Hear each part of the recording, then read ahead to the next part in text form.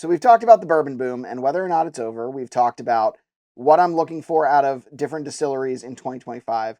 But what's the future of bourbon? What is next? That's what we've got on deck for this episode. Stay tuned after the break and we'll talk about it.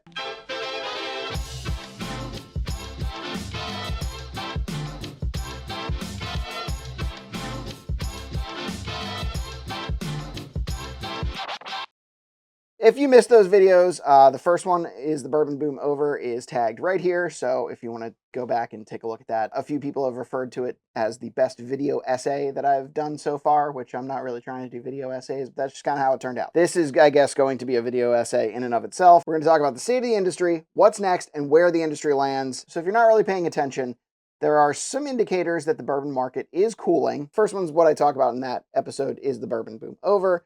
MGP is currently in the process of not only cutting back on their stocks, but they're cutting back on production. When I talked about it in the 5 distilleries that I'm watching in 2025 video, I mentioned that they are possibly pretty mismanaged, and that's not something that I think I understood at the point of making the Bourbon Boom video. You know, we're seeing some more signs of the market cooling. Old Forester has now closed its cooperage, which honestly, it wasn't using a whole lot, but they did cut back on 10% of staff, which, you know, we see that all over the place in industry. You know, after 2020, a lot of companies hired a lot of people to try and manage the unprecedented level of workload in the gaming industry. Especially, you'll see them add tons of developers. During 2020, we saw it a bunch, and then this year, we're starting to see developers cutting back on staff. It happens all the time. You hire on the uptick, you let go on the downtick, and bourbon is no exception. In addition to Old Forester, we saw Heaven Hill offering buyouts to some of its older employees in the bottling room, and I think part of that has to do with the looming tariffs. It seemed like we were out of the water with the tariffs on Canada, but now it seems like that's back on. In addition, we're looking at tariffs with the EU and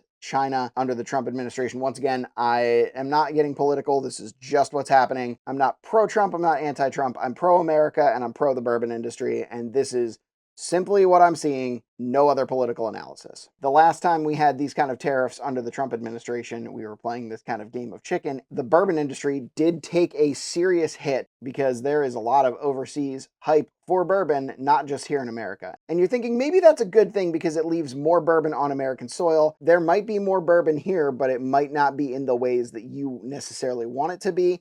So we'll talk about that in a second. Now, the state of the industry would not be complete without a somewhat overview. So according to the IWSR, or International Wine and Spirits record, the bourbon industry fell by almost 5% last year. So we're definitely in a downturn. I don't know that I necessarily think that the boom is entirely over yet, but we'll talk about that towards the end. Based on what we're seeing as of currently, let's talk about what's next. The first thing that we're starting to see is rising age statements. We're starting to see that in products like Old Grandad 16. Wild Turkey is coming out with apparently an 8-year 101, which they've had in the past. Eagle Rare 12. We're seeing Jack Daniel's 14 coming this year. Actually, it's already starting to pop up places. Super excited for that one. So we're going to see those age statements rise as the industry has more stock available. We're starting to see age statements either plummet or fall off entirely in 2019-ish. If you're watching the numbers, the bourbon industry takes a sharp upturn in 2019 and then skyrockets in 2020. So this is not all surprising, but you did see age statements drop off things like Knob Creek, Eagle Rare, like Elijah Craig Barrel Proof. We're seeing some stuff returning that is a sign that there is more stock available in the bourbon industry, and I think that's going to be indicative of what we're going to see in the future. First thing, rising age statements. Next thing, we're going to see distilleries closing. Saw an interview with Catoctin Creek's Becky Harris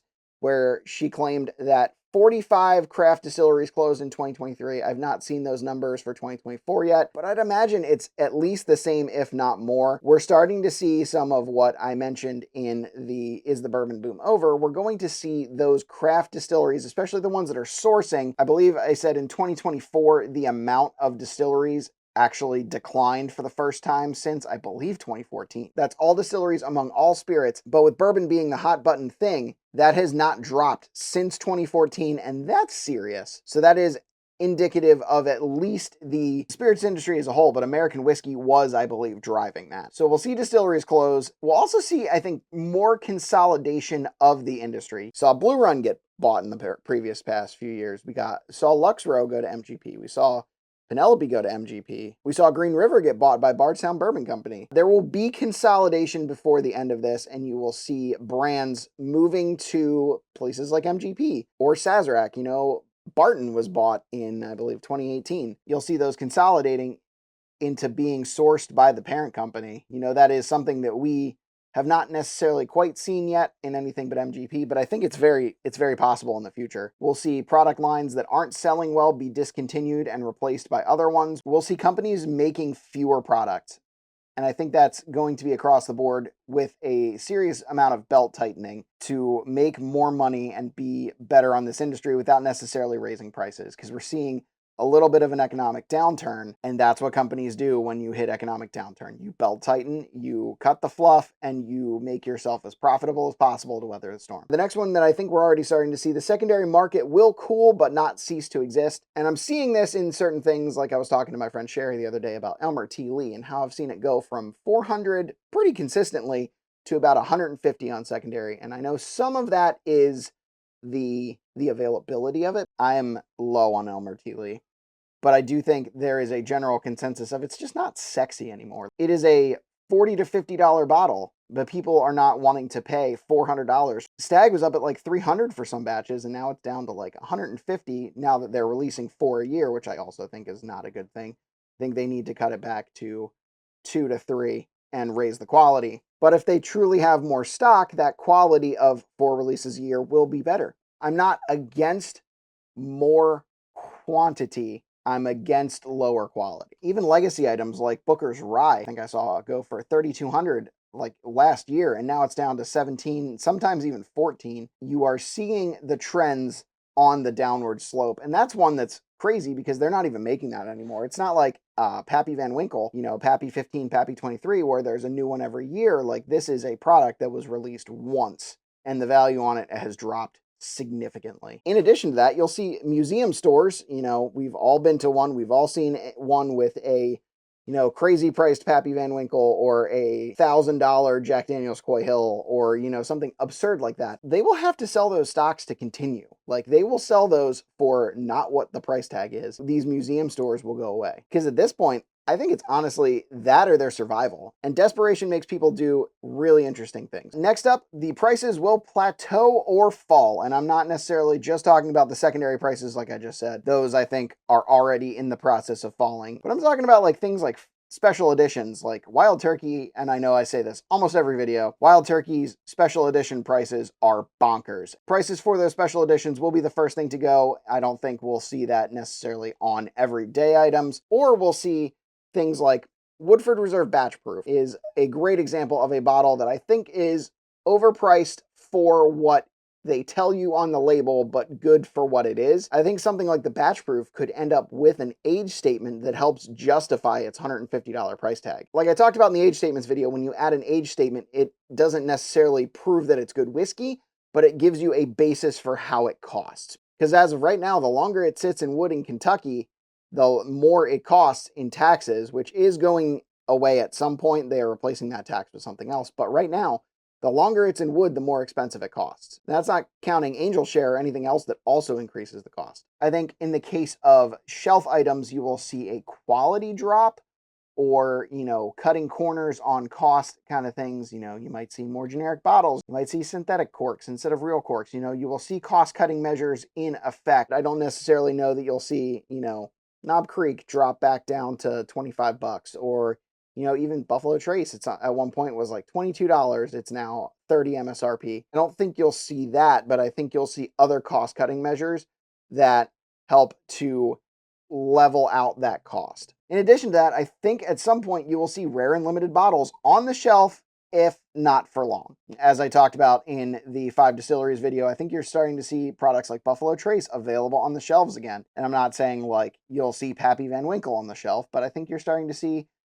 actual Buffalo Trace bourbon is now deallocated in certain states. Pennsylvania seems to be getting more of it. They're putting it onto the shelf. You'll see E.H. Taylor Small Batch, Blanton's. I think all of these things will end up being shelf items again. And I think finally we'll see companies starting to streamline their approach. I know I talked about putting multiple products in the same bottles, but I think companies that use, multiple mash bills, especially like Four Roses is one that comes to mind. I don't know if they'll get rid of their original 10 recipes, but they're starting 2 new mash bills. I could see them discontinuing those in favor of their original 10 mash bills. Maybe they make some of those products only for single barrels. I could see companies streamlining because you can use one simple mash bill that you can crank out for multiple different products. Wild Turkey has done it for years. A lot of these legacy distilleries make their bread and butter on perfecting one thing and making it into different products based on rick position, based on, barrel entry proof, all of that stuff. I think you will see that in the coming months. So that is where I think the future is. Where does the bourbon industry land? So if you follow the trajectory of craft beer over its boom from 2014 until about 2020,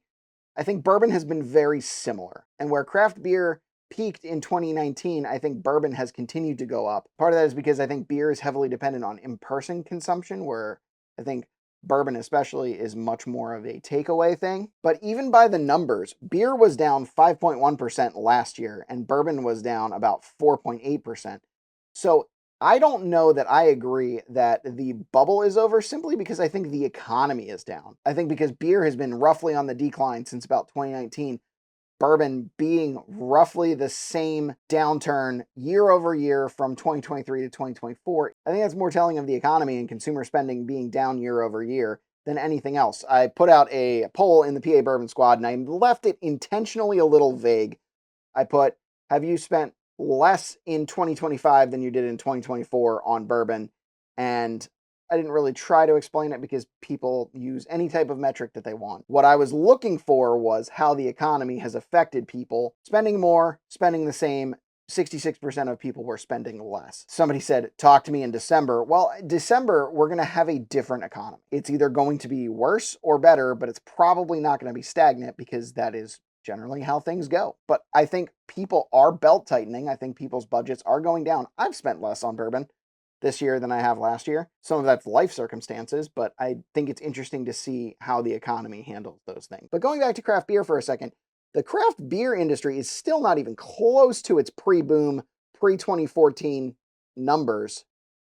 And I think that's similar to where the bourbon industry is now. We think craft beer is dead, but it's still up. And I think bourbon will be the same way. I don't think we are ever going to get to those pre-bourbon boom numbers anytime soon. I think it has become the kind of thing like wine where it's just going to be steady. We're going to see the steadiness in the industry, and it has emerged and it's here to stay. Despite the slowed sales, I think the bourbon industry digs in and weathers the storm and will come out of it still popular on the other side. So I'm interested to hear what you guys think. Definitely drop that in the comments. I want to know if you think the bourbon boom's over, if you are intentionally spending less on bourbon, what your predictions for how the bourbon industry lands. On the 6th of April, we are going to do a live with the Bourbon Besties and Nick from Team Foster. We're going to do a benefit raffle, fundraiser, waffle for our Facebook friends, whatever you want to call it, to benefit Team Foster, and we'll talk about that more when the time comes, but that is on April 6th at 6 p.m., so stay tuned for that. We will have that on our live schedule here soon. If you want to support the channel, you can check out our memberships. You can check out our Patreon. You can check out our merch store. All of those links are in the description. If you like this content, check out our other videos. Please like and comment on this video and subscribe if you haven't already. Helps us out a ton, and we hope you'll join us in drinking like a gentleman. Cheers.